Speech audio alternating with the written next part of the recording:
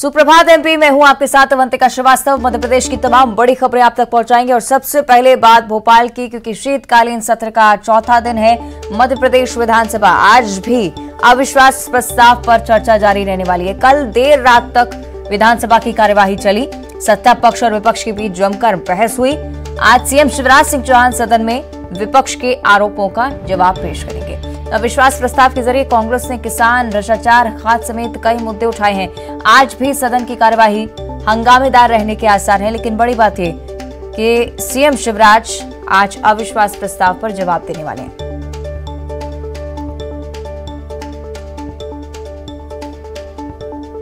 और मध्य प्रदेश विधानसभा की ही आगे बात करेंगे। कांग्रेस विधायकों ने विधानसभा से वॉकआउट कर दिया था। मंत्री मोहन यादव की मां सीता को लेकर दिए गए बयान को लेकर कांग्रेस विधायक ने विरोध जताया और विधायकों ने वॉकआउट कर दिया था। गांधी प्रतिमा के सामने रामधुन भी गाई गई, साथ ही साथ रामधुन गाने के साथ ही नारेबाजी भी वहां पर की गई।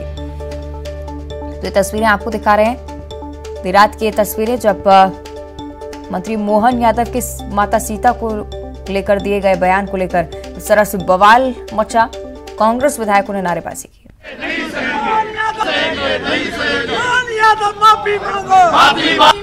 माफी मांगो, माफी मांगो, मोहन यादव माफी मांगो, नहीं सहेंगे, नहीं सहेंगे, नहीं सहेंगे, मोहन यादव माफी मांगो, माफी मांगो, माफी मांगो, माफी मांगो, मोहन यादव माफी मांगो, माफी मांगो,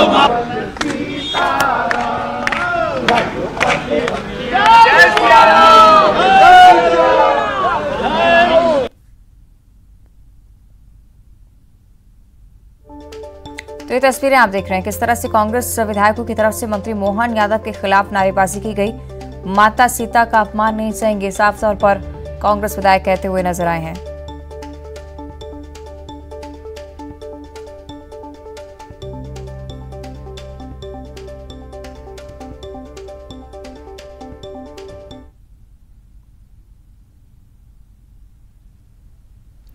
और कल अविश्वास प्रस्ताव पर चर्चा देर रात तक चली है और उस दौरान बीजेपी विधायक रामेश्वर शर्मा के बयान पर भी जमकर हंगामा हुआ। रामेश्वर शर्मा ने कहा कि हम धर्म संस्कृति की रक्षा के लिए काम कर रहे हैं। रामेश्वर शर्मा ने कहा कि राम को काल्पनिक मानने वाले कांग्रेसी माफी मांगे। वहीं विजय लक्ष्मी साधो ने कहा कि धर्म का ठेका बीजेपी ने नहीं लिया है। साधो ने आरएसएस में महिलाओं का अपमान करने वाले धर्म की बात ना करें, ये बात भी उनकी तरफ से कही गई।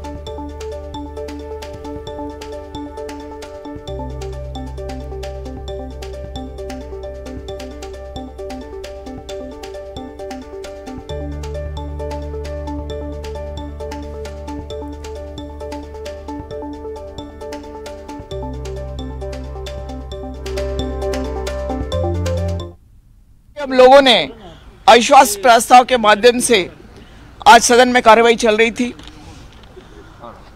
पक्ष के रामेश्वर शर्मा जी ने अपनी बात जब रखने के लिए खड़े हुए तो धर्म और संस्कार के पाठ हम लोग को पढ़ाने लगे, जैसे एज यूजुअल वो पढ़ाते हैं। और धर्म के ठेकेदार के रूप में उन्होंने इस तरह की बात करी जो उनको शोभा नहीं देता। उन्होंने कहा, जब मैंने उनसे कहा कि तुम धर्म और संस्कृति की बात करते हो, लेकिन शिवराज मामा की सरकार के एक मंत्री और वो भी उच्च शिक्षा मंत्री जो इस प्रदेश के नौनिहालों को उच्च शिक्षा का पाठ पढ़ाते हैं, उस मंत्री ने अभी विगत कुछ दिनों पहले हमारी आराध्य देवी माता सीता के ऊपर अनर्गल बात की। मैंने उनसे कहा कि आप हमको धर्म और संस्कृति का पाठ पढ़ा रहे हो। रामेश्वर जी, आपके इस सरकार के जो मंत्री हैं मोहन यादव जी, पहले उनसे तो पूछ लिया जाए कि माँ सीता का जो उन्होंने अपमान किया है, यहाँ पर उनसे माफी मंगवाएं। तो उन्होंने अनर्गल करते हुए कहा कि राम भी मेरे, सीता भी मेरी, तुम्हारा क्या। हम कांग्रेसियों की तरफ इस तरह की बात करी और जिस तरह का उन्होंने धर्म और संस्कृति का अपमान किया है और जिस तरह की ठेकेदारी करी की प्रथा की, हम लोग की आस्थाओं को ठेस पहुंची है और हम इसीलिए यहाँ पर आए हैं माफी मांगने के लिए कि जब तक मोहन यादव और रामेश्वर शर्मा माफी नहीं मांगेंगे हम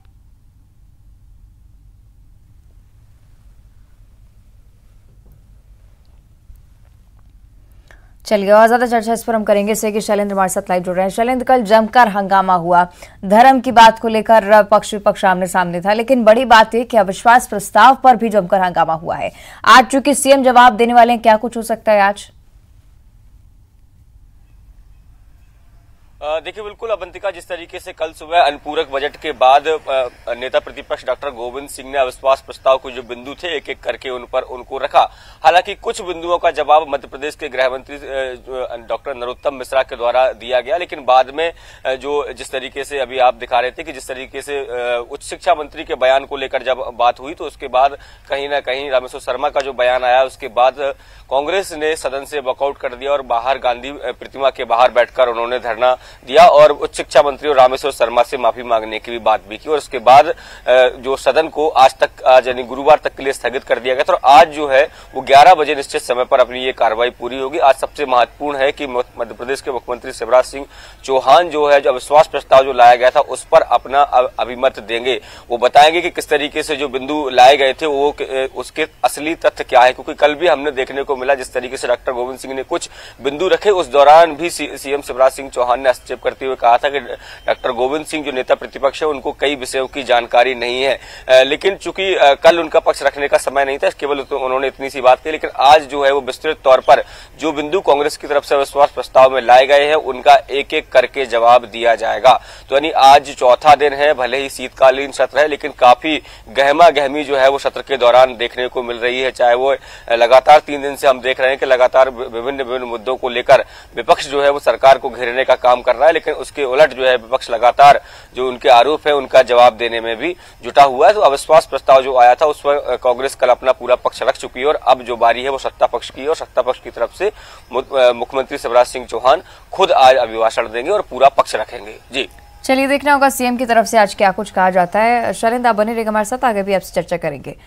अब बात करेंगे कोरोना की, क्योंकि कोरोना को लेकर बहुत बड़ी जानकारी सामने आ रही है। भारत में BF.7 वेरिएंट के 4 मरीज सामने आ चुके हैं। नीति आयोग के वीके पॉल ने इस पूरी खबर की पुष्टि की है। कोरोना के इसी वेरिएंट ने चीन में भी हाहाकार मचाया हुआ है। वडोदरा में कोरोना का नया वेरिएंट मिला है। NRI महिला में कोरोना संक्रमण की पुष्टि हो चुकी है। BF.7 NRI महिला में पाया गया है। 21 जुलाई में भी सामने आया था। 2 केसेस सितंबर में भी देखने को मिले हैं, यानी कि कुल मिलाकर 4 मरीज हैं जो कि कोरोना BF.7 से संक्रमित हैं।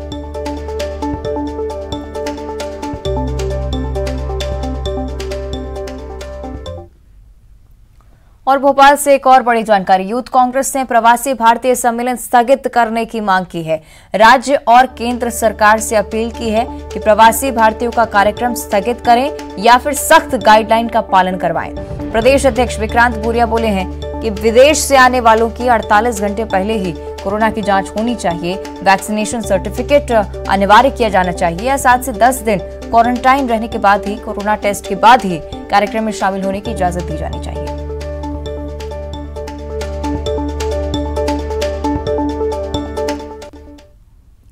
और उधर विदिशा में पीसी चीफ कमलनाथ का बयान भी सामने आया है। सिरोंज में पीसीसी चीफ कमलनाथ ने कहा है कि विधानसभा में अविश्वास प्रस्ताव है और 3 हफ्ते पहले सिरोंज जाऊंगा, ये मैंने कहा था। मैं वचन का पक्का हूं, मैं अपना वचन तोड़ नहीं सकता था, इसलिए आज यहां पर आया हूं।